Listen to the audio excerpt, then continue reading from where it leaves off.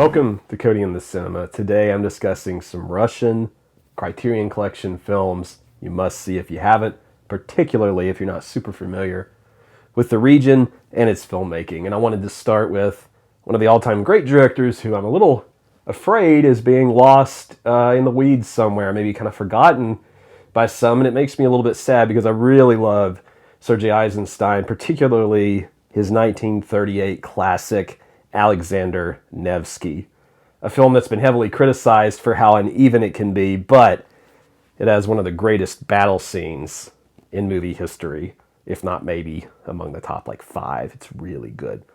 So Alexander Nevsky it's a propaganda film that was made in part because it was a response to some of the rise of what was going on with Nazis in Germany, and that makes a lot of the film, probably, if you look at it that way, it makes it even more pertinent, more relevant, and it's definitely patriotism, propaganda, that kind of thing, and I don't mean that negatively. You should just be aware of that going in, and Alexander Nevsky is that pious, perfect hero who's going to deliver these folks from German invaders.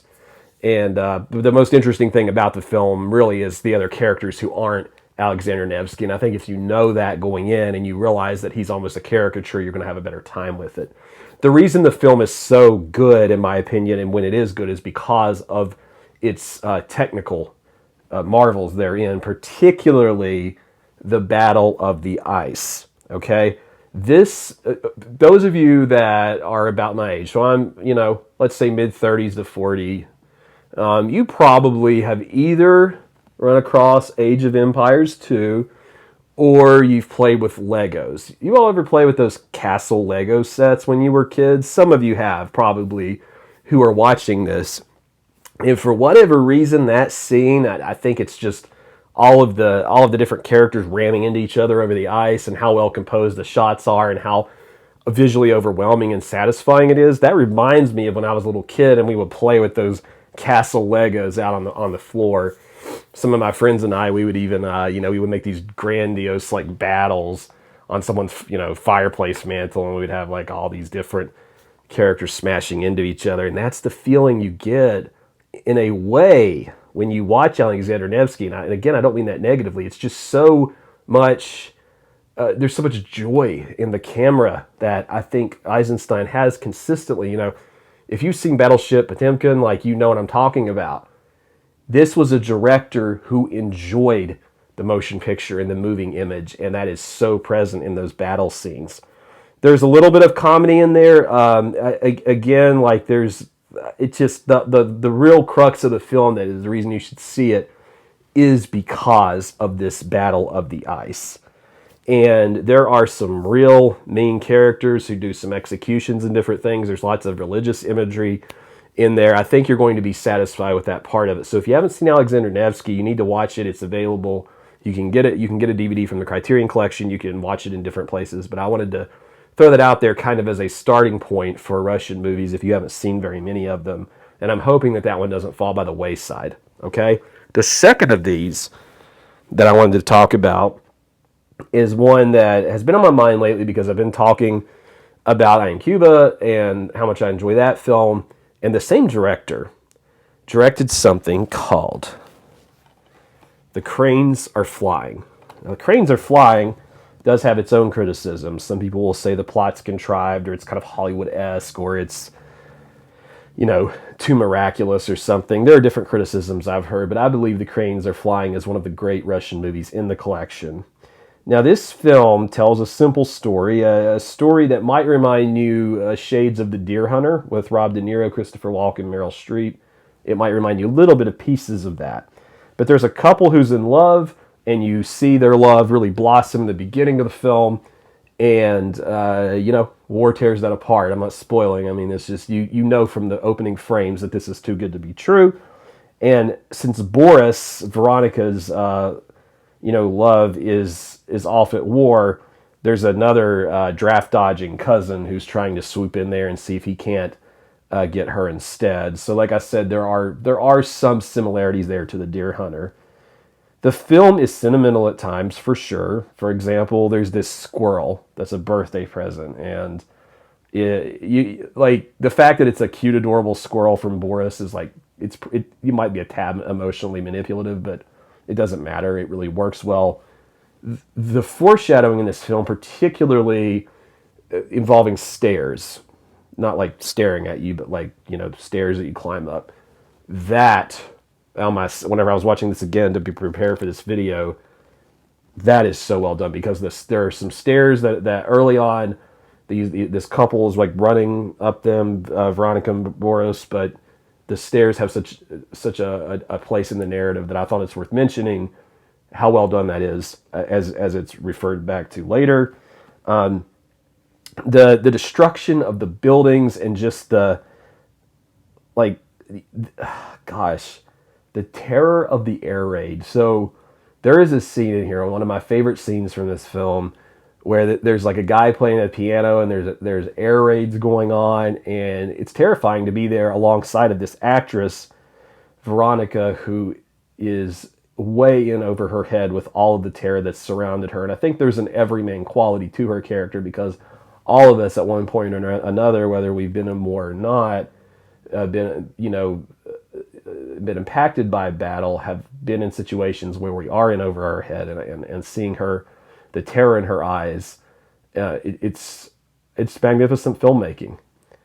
And I love the cinematography of this film, much like I liked I Am Cuba. I think if you enjoyed that, you're going to enjoy this. Similarly, it does have a tremendous ending, which I don't even want to like hint at anything in the ending, but the way the visuals, there's some flowers, like, oh, it's great stuff.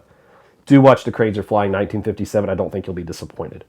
But I wasn't going to make a video about Russian Criterions without mentioning at least a Tarkovsky film. And since I've talked a little bit about, Alexander Nevsky and another kind of war-related film, I thought I'd go a little bit different and talk about the Tarkovsky film that many people's favorites. My favorite's Andrei Rublev, but I talk about that film so much that I thought I'd try a different one. This is another one of my favorite films of his, and this is called Stalker. And if you're unfamiliar with Stalker, probably the single... I was debating with myself, what was the best fictitious world, place created in the history of movies? And this concept of the zone is probably either it or in like the top 5. So there's this place called the Zone, and that's what this film is largely based around. The zone is the product of something that has come from the sky.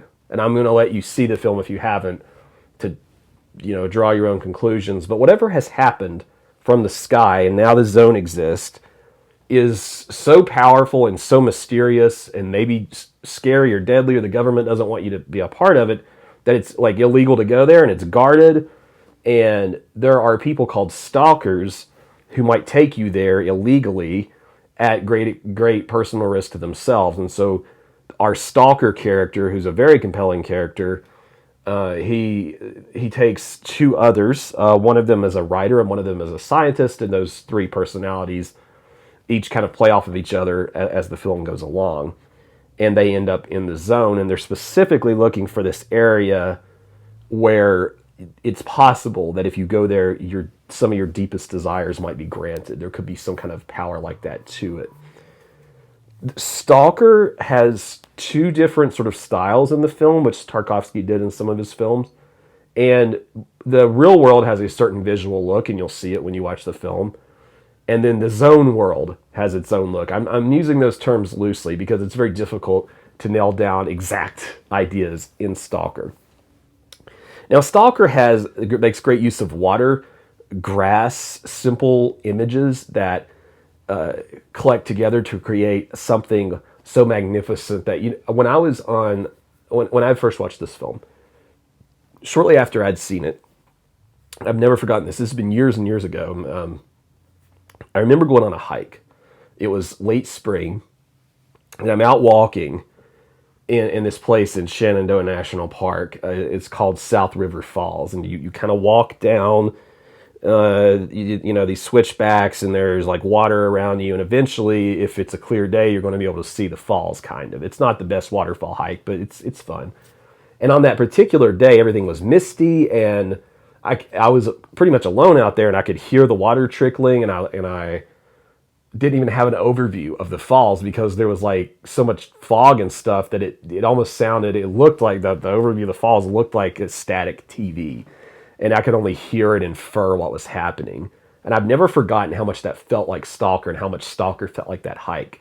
And Tarkovsky had a unique way of combining our experiences with nature and our own thought processes with something greater that only film could accomplish. I mean, the fact that I can watch a Tarkovsky movie and feel like I'm on a hike or vice versa, I've always found that to be fascinating.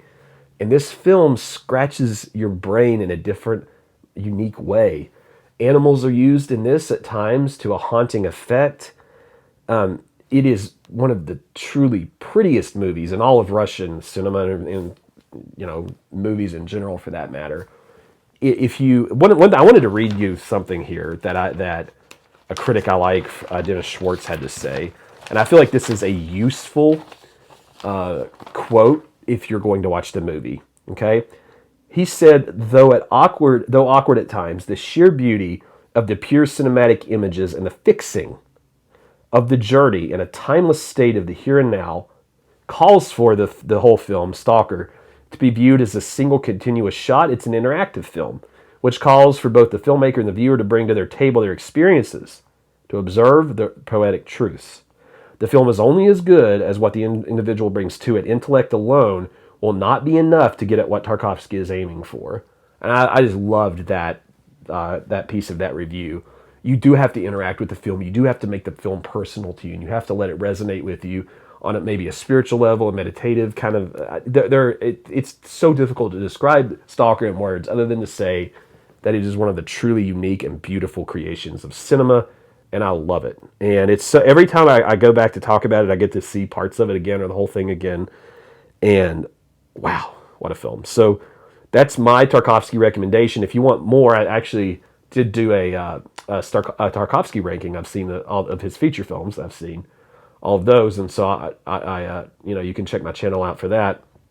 But those are the first three that I wanted to talk about. If I do another one of these, I'll go over some other ones. There aren't as many Russian films in the collection as there are, say, French films, which I've also done a few videos on. Those are three that just jumped out to me immediately, you know, thinking through this topic. If you liked this video and you want to click the like button, that would help me a lot. That would help grow the channel so that I can help, you know, keep other people seeing movies that maybe they've never heard of or seen before. And if you can leave a comment, you know, what are some Russian films you like in the collection? Or do you have a comment about some of these films in general? Some of you who maybe know some of these films better than I do, let me know. And consider subscribing if you haven't, because I do cover different Criterion-related topics, Westerns, physical media, just different things that I enjoy about movies. All right, we'll see you next time on Cody in the Cinema.